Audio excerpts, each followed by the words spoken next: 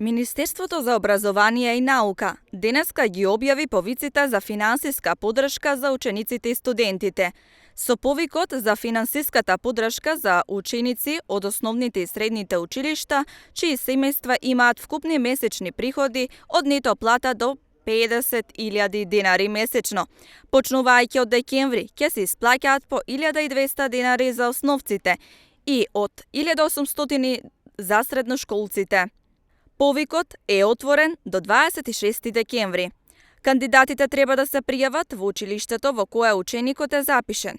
При пријавување треба да пополнат образци за основно образование, пријава на родител-старател, поднесувач на барањето, изјава од другиот родител-старател, средно образование.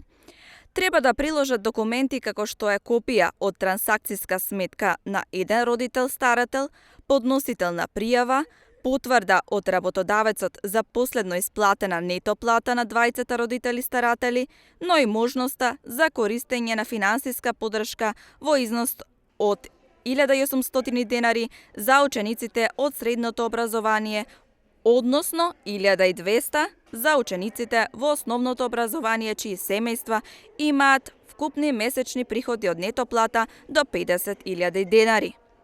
За добивање на финансиска поддршка, кандидатите треба да се пријават на електронски начин, односно на следниот линк.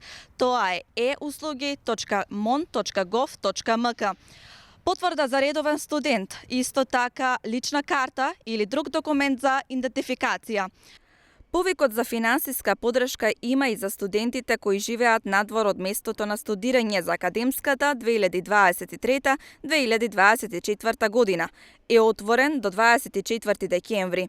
Стекнување за финансиска поддршка за корисниците е во висина на месечниот билет за меѓуградски сообраќај од местото на живење на студентот до местото на студирање во износ не помал од 600 денари и не поголем од 1.200 денари месечно, за период од 7 месеци започнувајќи од месец декември 2023 година.